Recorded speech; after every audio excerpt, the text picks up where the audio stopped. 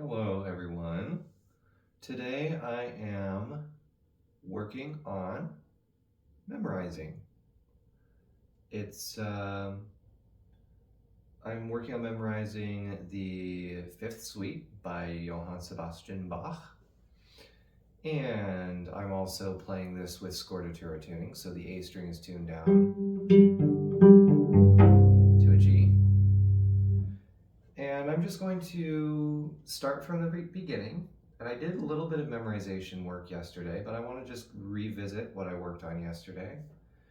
And what I'm doing for my memorization technique with this piece is doing it without the music and just seeing if I can recreate the vision of the music in my mind.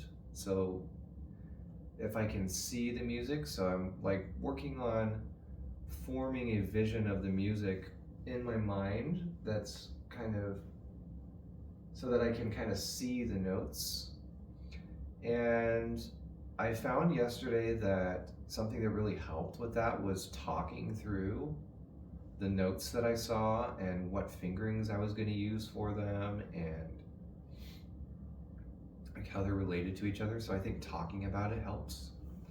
So I'm just going to do that, and then I might play a little bit to just see if that worked. And as I'm doing what I'm doing today, my primary concern is to find out what happens to me overall as I am engaging in this activity. So the result of what I'm doing is totally secondary. And I'm going to be doing lots of constructive thinking as I'm working today. And my constructive thinking today is above.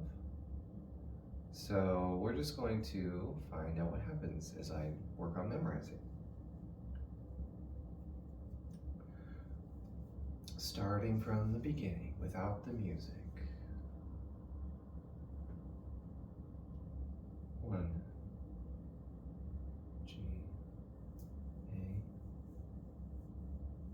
So we go to a C next, and then a D, and then E flat, F with the second finger, E flat, open D, E flat, C on a G string. And then we have a chord here that is C, open, B with the third finger, and F natural on the D string. And then on the A string, it's an A flat. Yes, it's not a B flat, it's an A flat, but it is notated as a B flat.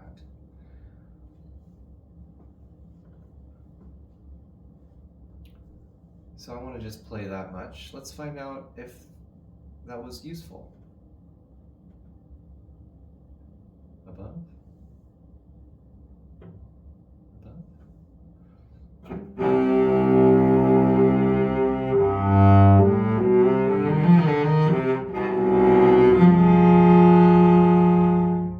It was useful. I noticed that I ran out of bow though. That's interesting. So what is the bow doing here? Because that was very centered on the fingering. And I think the fingering was I was able to kind of stay with that.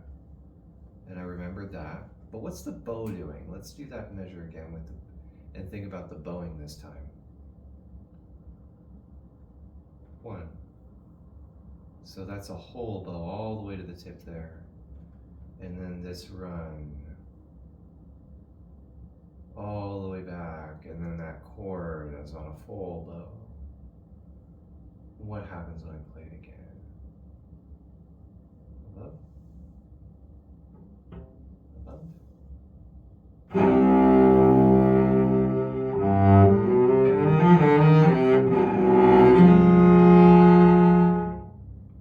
Okay, I'm going to go on for now. I'm not going to spend too much time playing through things today. I'm going to go a little bit lighter on that today. So I'm going to go into the next measure. So, what happens when I think through the next measure, not trying, but working on creating that vision in my mind and talking through it and letting my system know where it's going? Starting from that chord. 1,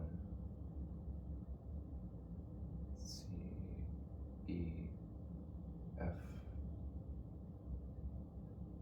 A flat, notated as a B flat, and then B flat again, and G, notated as an A flat. Wait a minute. Yes, G, A flat, F, E flat, and then F, D open string. And then here we have another chord, it's a C. I see a C on the page. And an E flat.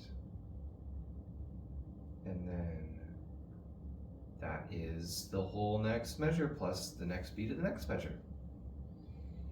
What's the bowing doing? That was very fingering centered. So that chord above, full bow, and then what do I want to do with this bowing here? Do I want to go all the way back to the frog on that A flat?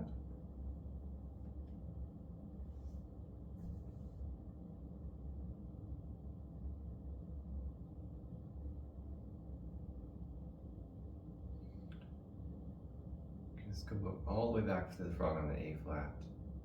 And then G. Don't need to go all the way to the tip on that one. And then these next two notes I'm going to slur the A flat and the F natural. And then there's another bow in there. And then F, D, those are slurred together. I want to slur those. And then this chord here, the C and the E flat, I want to,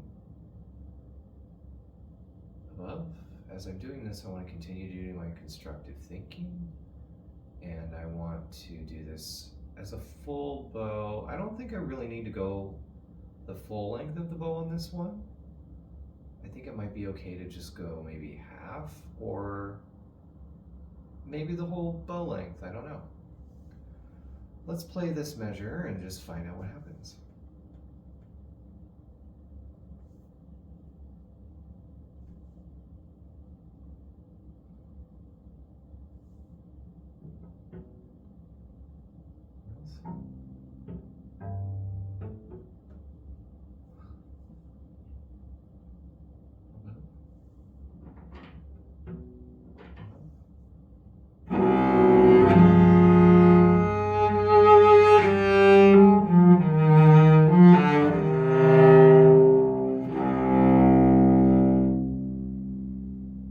Okay. Not quite what I was expecting, but that's okay. It's never what I'm expecting because I do not know what the future brings, actually. I keep thinking I do, but I really don't. That was interesting. I don't really know if I want to use a third finger. So that time through, I used on that spot. This is really helpful to like actually think through and talk through the music. It seems like it's taking a long time, but I think it's actually,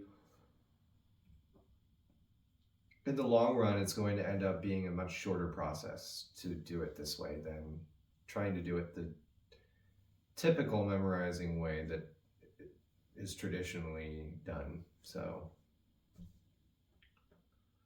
that chord, above, here,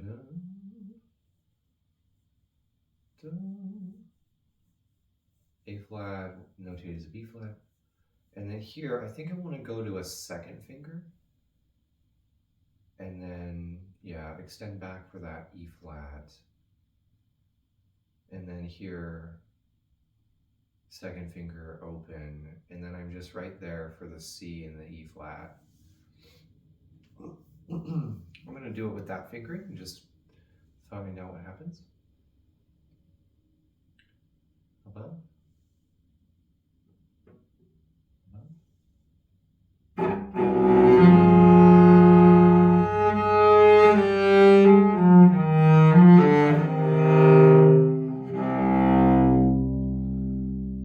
It's interesting. I could really look at that in detail, couldn't I? Because there's a little bit of there's some tension creeping in right before that chord there.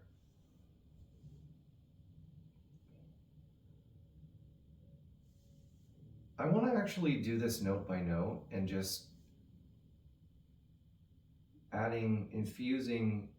doing above, before, and after each note to just infuse it with a little bit more ease, and then also to just find out what's happening to the ease as I move from note to note here. Above. Above.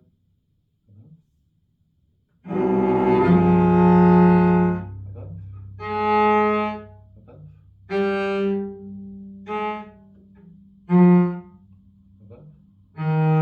Above. Above. Above.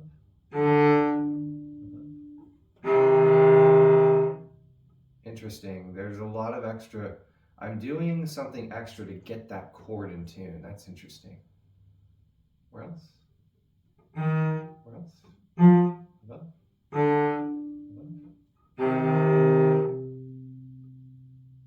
Above. Above.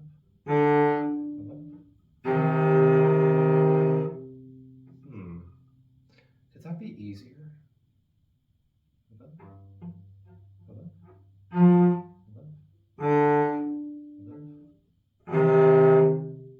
There's a lot going on there, actually, that I didn't really appreciate before. You always move better with a smile. Above.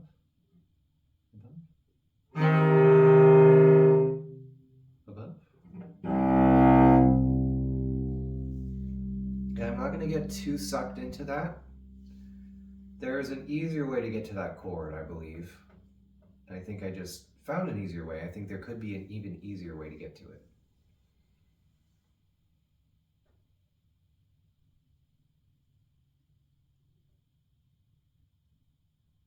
It's interesting.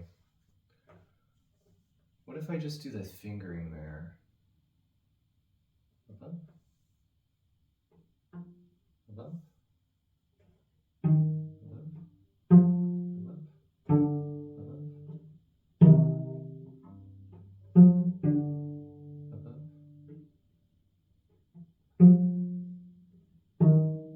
Above. Above.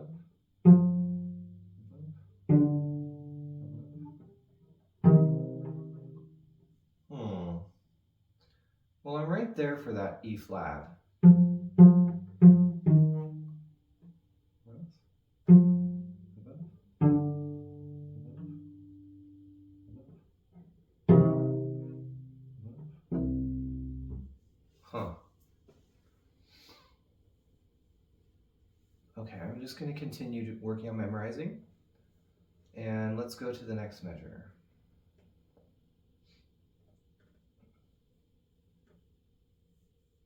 I don't have to do that. I don't have to do that.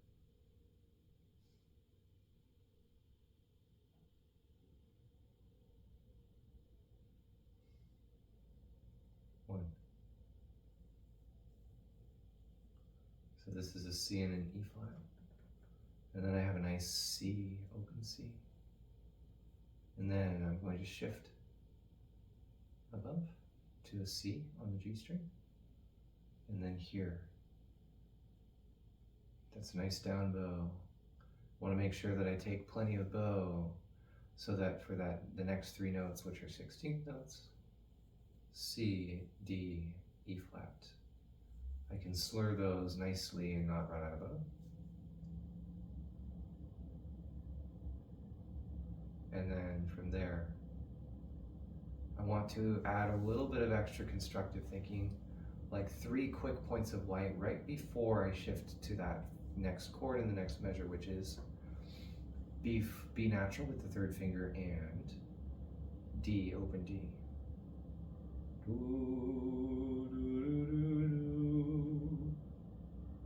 Let's go ahead and play that and find out what happens. What happens?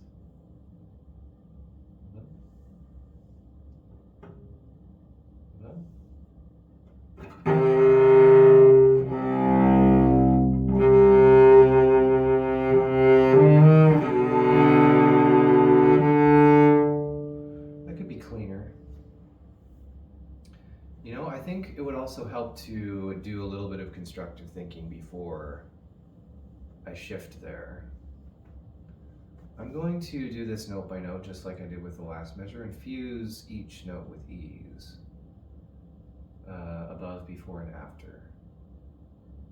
Above. Above. Above. Above. Above. Above. Above. Above. Above. Oops. Above.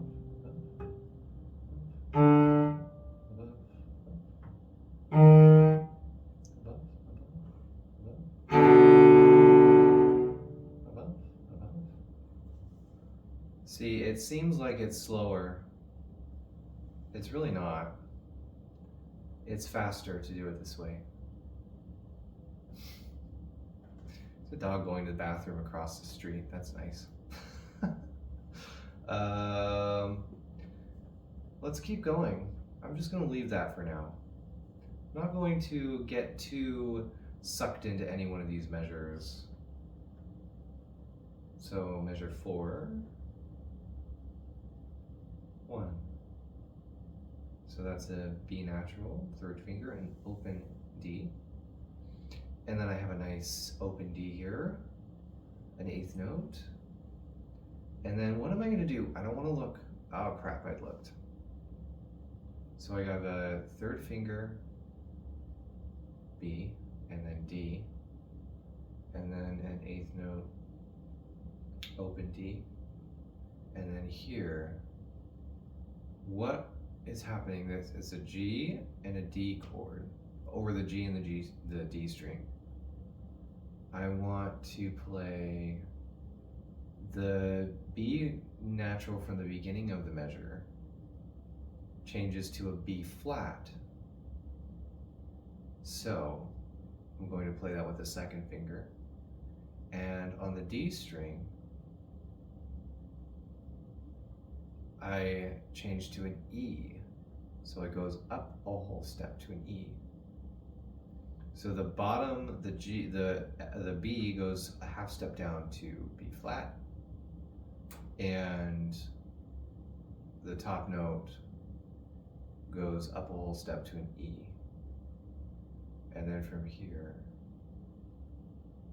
I go to, so I want to make sure I have plenty of bow. I use plenty of bow for that chord. And then the next 3 notes I'm going to slur together. They're 16th notes. And it is A flat, B with the 2nd finger, B flat with the 2nd finger, and then G. And then this next chord, I'm going to actually not try and do this as an extension. I'm going to just move back to half position, and I'm going to play this chord. It's A flat and then also F natural. Yes. So I'm going to play that with 1st and 3rd finger. Okay. So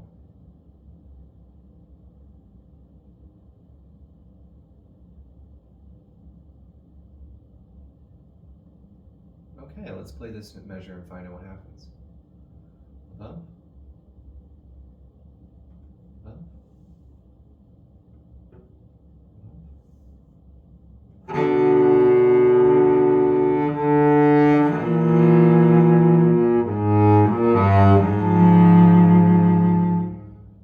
Okay, I'm going to leave that. So now I'm going to go back. I'm going to go back to the beginning. I'm going to do the whole process again, but 2 measures at a time.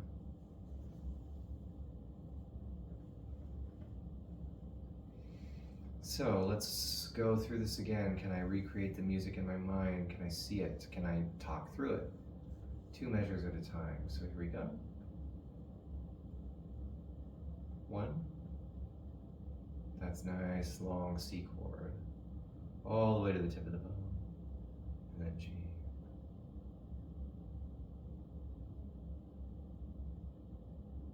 And then this nice chord here, that's a C, B, F natural, A flat, notated as a B flat.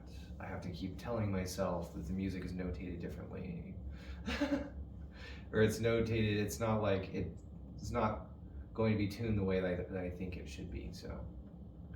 And then here, starting from there, and then we have a nice A flat, G with notated as an A, and then 2 notes slurred, A flat, and F, and then E flat, F, open D, and then this nice chord here, the C and the E flat. Okay, that's two measures. And that second measure, I want to use the second finger for the F natural both times. So let's see what happens. Let's see what happens when I play these 2 measures together. Above. Above.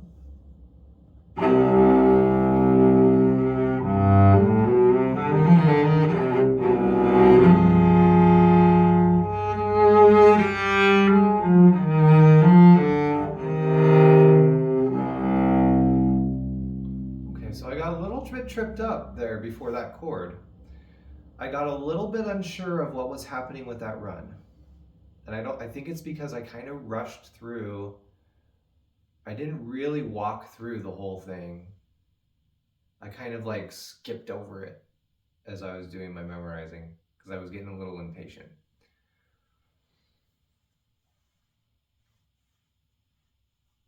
So I actually want to do that again. So I'm going to give myself a little bit more time, and I'm going to really talk through that run more this time.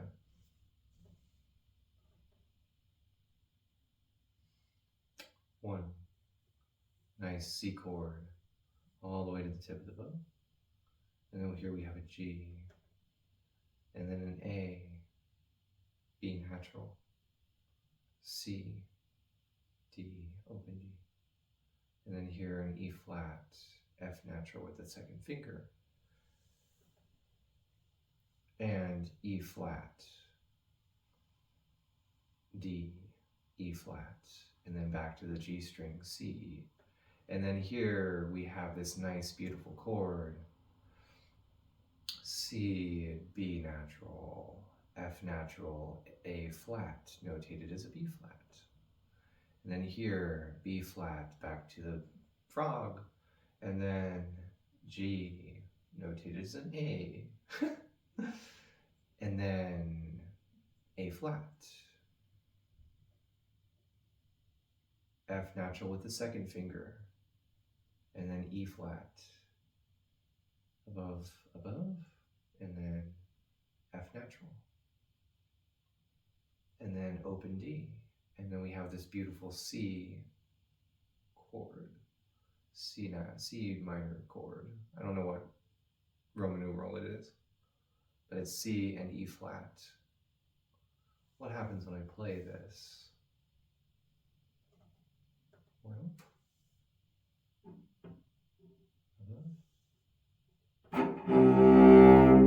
we'll start them again.